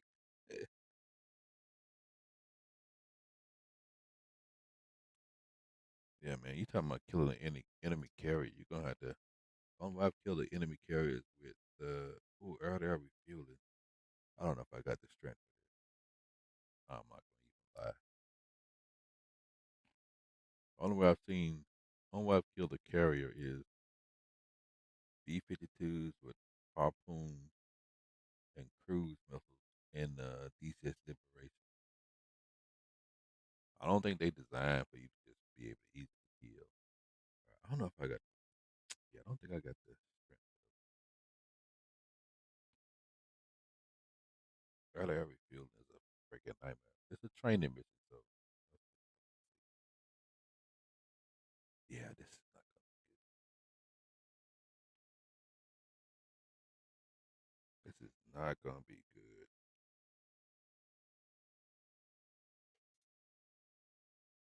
Oh, you want to do it at what? Dusk or dawn? 7:15 Zulu. So yeah, yeah. Welcome to the training flight on air-to-air refueling. I've engaged the autopilot to keep us level and on course. Adjust the throttle to maintain an airspeed around 325 knots. Air-to-air refueling is difficult, and since Georgia is a small country, you might never need it. However, if you'd like to learn how, this mission will cover the basics. It'll take a lot of practice, possibly hours, so don't expect to nail it the first time. We'll first rendezvous with the tanker, matching its speed and altitude. The tanker will lower a refueling boom. Your task will then be to fly straight and level in close formation with the tanker, and the tanker will guide the boom into the refueling slot in your upper left fuselage. Press the spacebar to continue. First, you want to add curvature to your joystick axes if you haven't already. This will make very fine adjustments easier. Values of 20 for pitch and roll are good starting points, although you should experiment and see what works best for you. You can do this by pressing Escape, choosing Adjust Controls, clicking the Axis Assign button, clicking the relevant joystick axis, and clicking Axis Tune. If you don't... That's the first time I've ever seen them suggest that, so let's freaking try that. Axis Tune. Okay. Values of 20, he said. Holy shit. Oh, he said, damn, what he said, curvature? Oh, brain. Oh, brain. I'm supposed to go To know exactly where a tanker is, and if you have AWACS support, you can ask your AWACS for directions. Curvature. What? Add curvature to your joystick. To the max. That's 20 for pitch and roll. All right. Y'all remember that. Ryzen 20. Wait a minute. That's dumbass. About this. I'm really about to screw up. Valid price of 20. Do I already have this? I got focused on something else. 20 for curvature. Okay.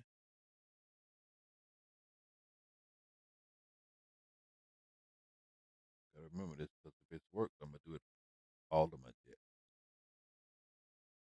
Price of 20. Curvature. This is the one thing you don't really see a lot of videos on. Just in the big curvature. 20. I'm not gonna say that just yet. The AWACS will give you bearing and range relative to an arbitrary point called bullseye, which in this mission is at your waypoint 1. Get directions from your AWACS now by pressing left win I. Press the spacebar once you've gotten a response. Overlord 1-1. In field 1. Alpha, Press A to disengage your autopilot and start flying towards the tanker, but keep your distance for now. When you're within 15 miles, which you should be at present, radio the tanker to request join up by opening the communication menu with \. Press F6 to choose tanker, then press F1 to radio your intent to refuel. Hey. This is not something I should be doing right now. I'm already not feeling this. Autopilot. Disengage.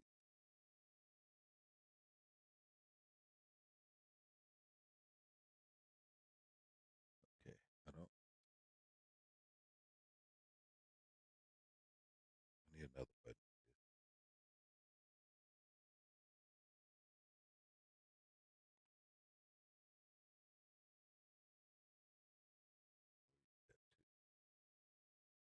Save your profile. Cannot stress this enough. You don't save your profile, you're gonna be pissed. You're gonna be pissed because I guarantee you at some point you're gonna lose these damn profiles. You're gonna lose these keybinds.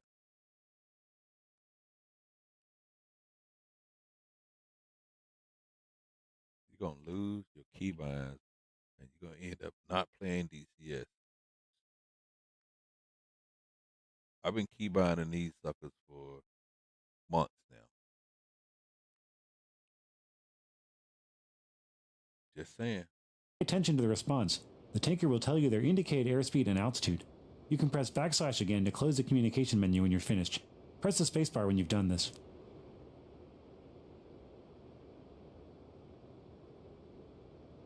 Okay, I don't know what the hell I'm supposed to be doing. What do you say? Tanker. Supposed to be doing 320. Alright. Talk to the tanker. Intent to refill. Texaco 1-1. In field 1. Request rejoin. In field 1. Texaco 1-1. Proceed to pre-contact. After you've radioed your intent to join up, you can switch your steering mode from nav to TCN, meaning TACAN or Tactical Air Navigation, which will give you the range to your tanker. Do this now by pressing left Control R. How about just hit the button?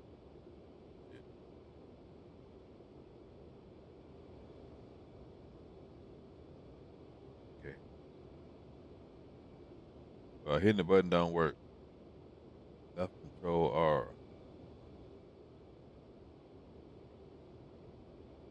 In the bottom right of the HUD, nav changed to TCN, and the number below this after the T is the range to the tanker in miles. The remaining navigation information on the HUD and HSI still applies to your current waypoint. The left Control R command that activated TACAN mode also opened your refueling door, which is indicated by the green ready light on your canopy frame. Next, you'll generally want to get a radar lock on the tanker to help guide you in. Turn your radar on by pressing I, activate a radar mode of your choice. For example, pressing 4 will activate boresight auto acquisition mode, and lock up the tanker. This isn't necessary when you have good visibility, but can help you get a feel for things. Press the spacebar once you have a radar lock. The tanker told you to proceed to the pre-contact position, which is 50 feet behind and just below its refueling boom. First, start approaching the tanker from 1,000 feet below their altitude, which they told you over the radio. So climb or descend to that altitude now.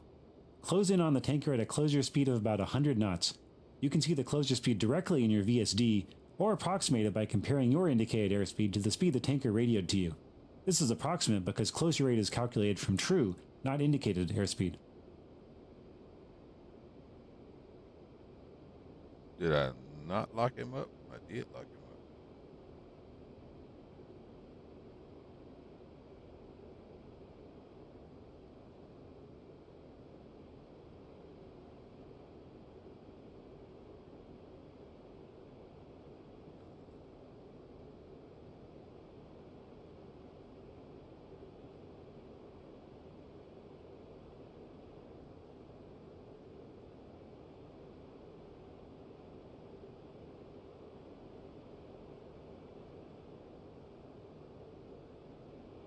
I still got autopilot on.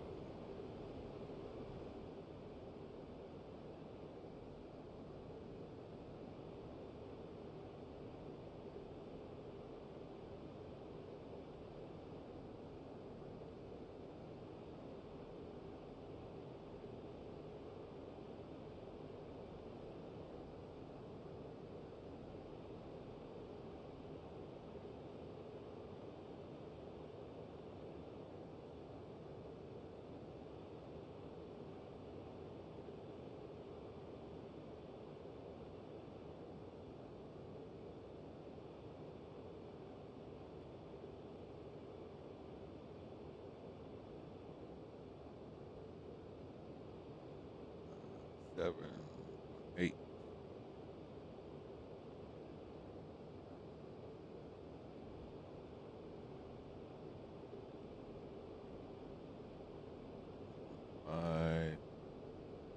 I ain't got the master arm on. I don't want to accidentally shoot him down.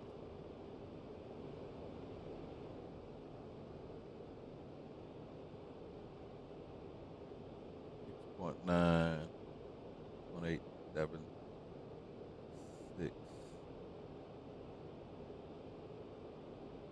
I didn't hear what the range said.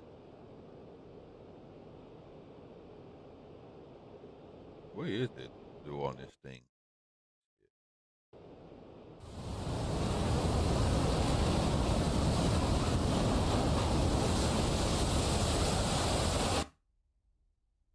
What's the refueling door on the F-15? I think it's over to the side. See it. It don't matter because I'm not going to get close enough to refuel. No way. 4.2 closure rate, 230 something knots.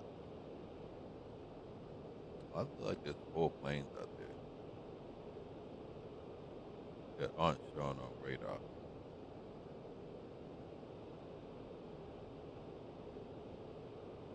One of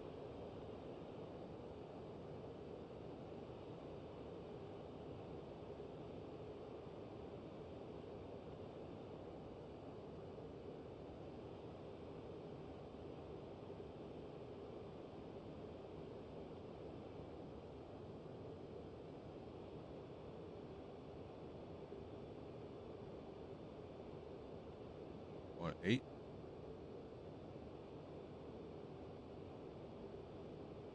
We're 1,000 feet below. As you approach 1 mile distance, throttle back to slow your closure rate to about 60 knots. Knots. 80. 75, 70. When you're about 1 mile away, begin a gentle climb so you arrive at 50 feet below the tanker at half a mile. Adjust your throttle so your closure rate is only about 30 knots when you get half a mile away. Remember that the aircraft takes time to react to throttle inputs, so start adjusting well in advance.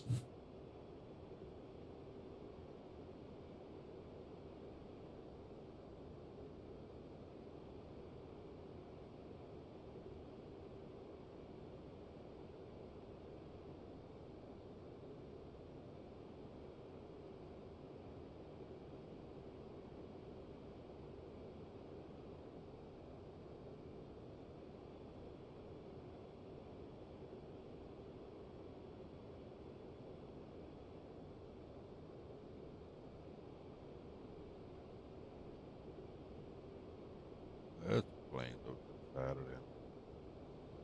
All right, let's try early air refueling. You're now about half a mile away and should be closing at about 30 knots.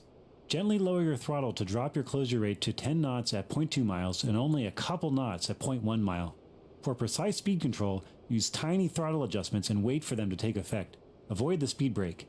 Err on the side of low speed. It's harder to recover if you overshoot and can no longer see the tanker.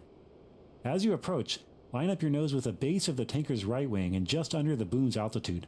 Pull up to the pre-contact position, which is 50 feet, roughly one F-15 length, behind and slightly below the boom, and try to stabilize there. Remember that putting the velocity vector on the horizon will result in steady altitude. Use very small, smooth stick inputs to very slowly adjust your pitch and roll. Don't rush things. It's okay if you do this very slowly.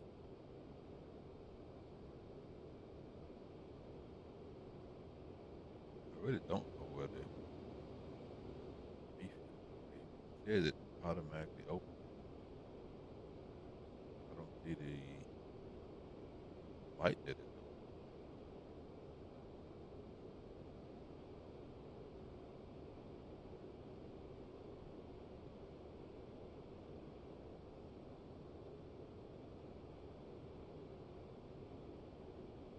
Ready, pre-contact. Return pre-contact. Okay. If I comes up.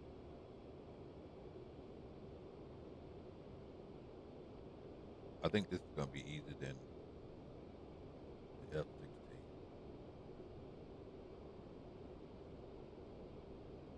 And that's probably because it's not full fidelity.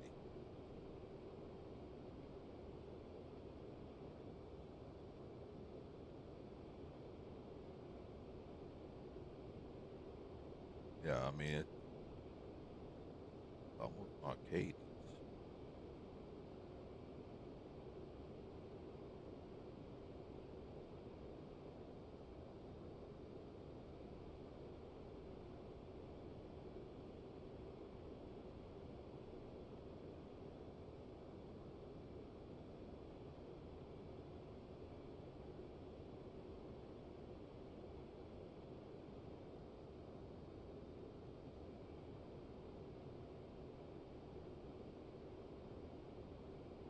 How do I know if the refuel door is open again? There's something about on the hood.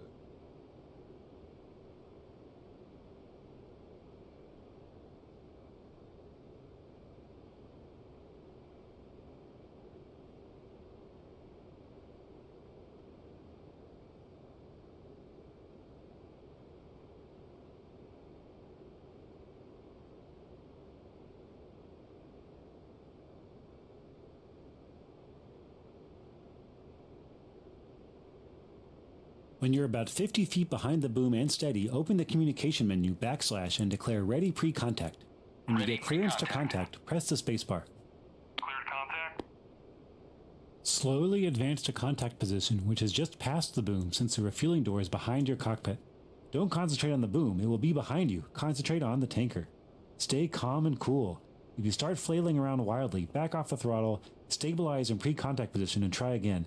It will take practice, so be patient. When you are in contact position, you'll be able to just see the director lights under the tanker's front fuselage. The lights illustrate your position relative to optimal.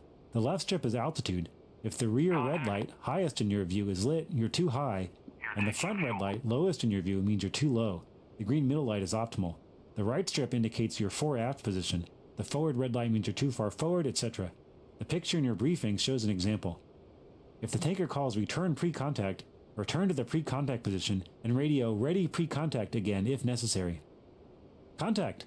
The ready light on your canopy frame will turn off when the boom is connected and will light back up if you disconnect. Well, the fact I got it contacted, it's already a win.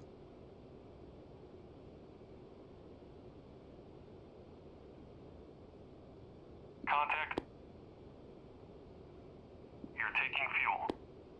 Oh yeah, that's already a win.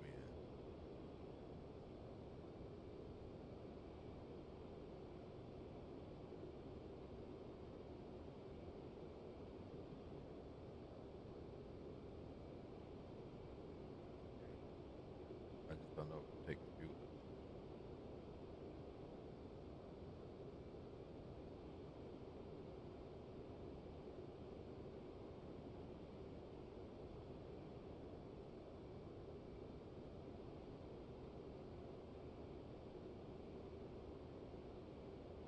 Contact. You're taking fuel. Contact. Return pre-contact.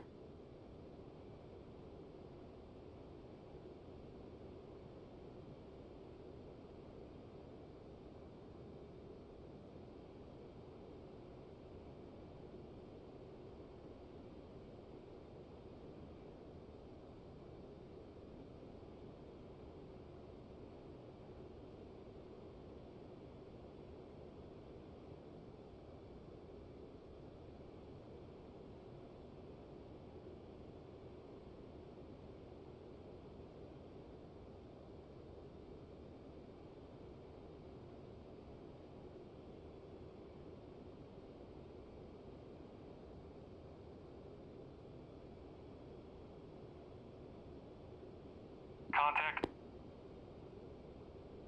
You're taking fuel.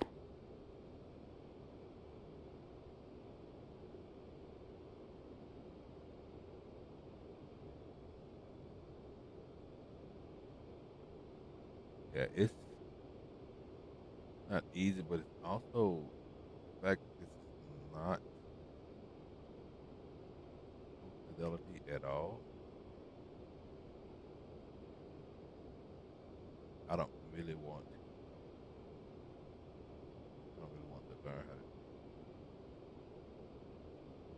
it. If I go get in BMS, Contact. and it's got a little bit better flight You're level, taking fuel. my ass is gonna be.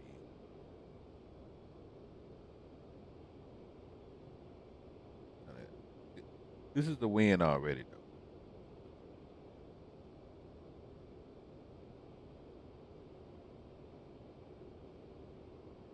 Yeah, so when I barely move the throttle up down, I mean the stick up down, it's kind of dramatic.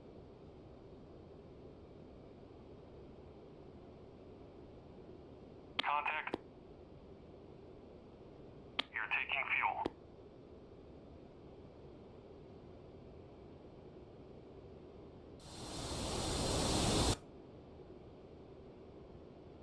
Like the fact I even got time. Contact. Oh, it's talking about the lights up there. Okay, shit. You're taking fuel. I didn't know what light they were talking about. So I really need to be over here to this right wing.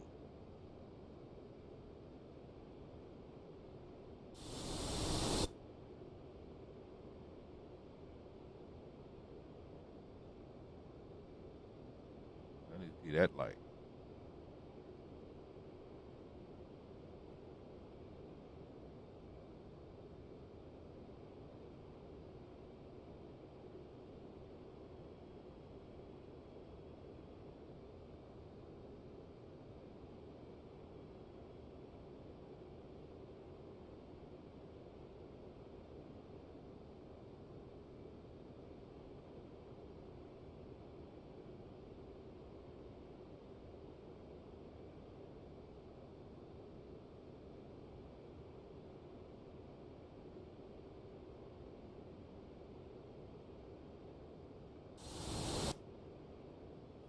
Wait, that's what it looks like when you're too far.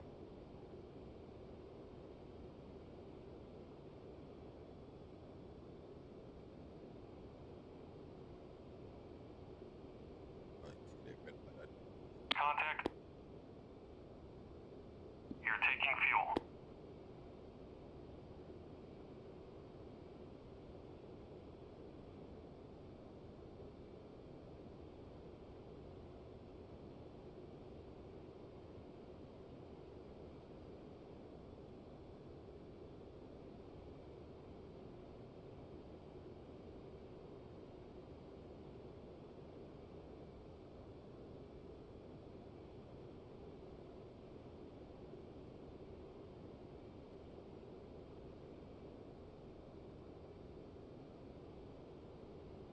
Glad he got a really long track and not turning.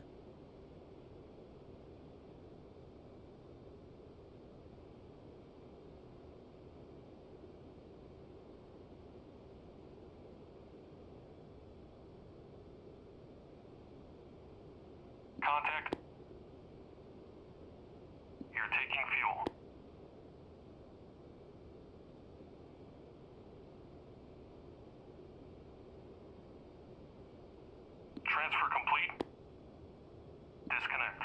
That's gonna be a success.